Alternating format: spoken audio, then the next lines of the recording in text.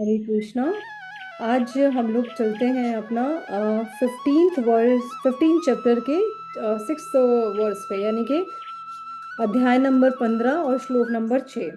तो यहाँ पे भगवान श्री कृष्ण क्या बोलते हैं, बहुत इंपॉर्टेंट कुछ बोल रहे हैं, सुन लेते हैं।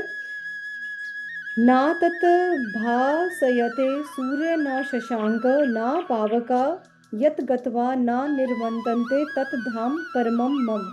कहते हैं वह मेरा परम धाम। भगवान यहाँ पे अपने अबोर्ड की बात कर रहे हैं, जो उनका धाम है। अब क्या है उस धाम? वह मेरा परम धाम ना तो सूर्य या चंद्र के द्वारा प्रकाशित होता है।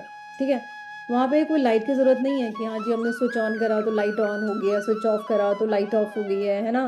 या टाटा की बिजली चाहिए या रिलायंस की बिजली चाहिए, वहाँ नहीं चाहिए। वहाँ पे भगवान श्री कृष्ण सूरज की भी वेट नहीं करते कि हाँ भाई सूरज आएगा तो प्रकाश होगा या चंद्रमा आएगा तो प्रकाश होगा। No, not at all. ठीक है, उसकी जरूरत नहीं है। क्योंकि हम लोग ना हमेशा अपनी कॉन्शियसनेस से सबको देखते हैं। तभी तो कहते हैं ना कि अगर आपने हरे रंग का चश्मा पहना है ना तो आपको सब कुछ हरा दिखाई देगा, है ना। लाल पहना तो लाल दिखाई देगा। तो हमें लगता है कि हमारे यहाँ पे बिजली की जरूरत है, सूरज आ जाए तो हमें एनर्जी चाहिए, लाइट चाहिए, है ना। वहां पे उनको कुछ नहीं चाहिए। वो कहते हैं I am just okay with that, है ना। तो कहते हैं कि वह मेरा परम धाम ना तो सूर्य या चंद्र के द्वारा प्रकाशित होता है और ना अग्नि या बिजली से। ठीक है, जो लोग वहां पहुंच जाते हैं वे इस भौतिक जगत में फिर से लौट कर नहीं आते। So do you want to go there? कि अगर आप वहां पहुंच जाते हो ना, so you don't need to come back. आपको वापस आने की जरूरत नहीं है। यहाँ पे आपका कोई वापसी का टिकट नहीं है। वन वे टिकट कटेगा, सिर्फ वन वे। लेकिन कब कटेगा? जो श्लोक हमने कल पढ़ा था। और हमने कल क्या पढ़ा था? वो कहते हैं कुछ कंडीशन अप्लाई है। और कंडीशन अप्लाई क्या है? कंडीशन अप्लाई ये है, जो झूठी प्रतिष्ठा मोह तथा कुसंगति से मुक्त है, जो शाश्वत तत्व को समझते हैं, जो इटर्नल को समझते हैं कि व्हाट इज इटर्नल, है ना।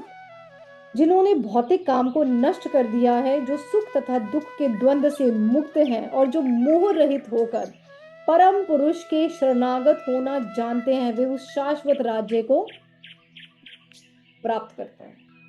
ठीक है, तो थोड़ा सा इसको इंग्लिश में पढ़ लेते हैं for our English readers. Alright, so here Lord Shri Krishna says that supreme abode of mind is not illuminated by sun or moon, nor by fire or electricity.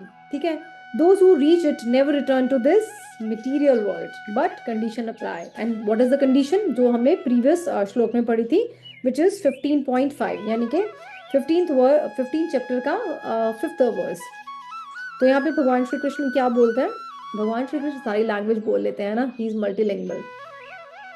Those who are free from false prestige, illusion, and false association, who understand the eternal, who are done with material lust, who are freed from the dualities of happiness and distress, and who, unbewildered, known how to surrender into the supreme person, attain that eternal kingdom.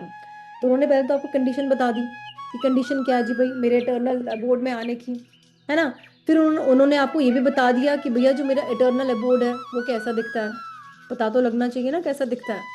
अब जैसे suppose करो हमें America का visa लगवाना है, अब हमें पता तो है ना अमेरिका दिखता कैसा है, या हम मैप में देखते हैं या लोगों से पूछते हैं, राइट। तभी तो हमें पता लगता है ना कि ये सब कैसा होता है। तो उसी तरह से भगवान श्री कृष्ण भी आपको सब कुछ बता रहे हैं कि इफ यू वांट काम, तो भैया ये कंडीशन अप्लाई है ना।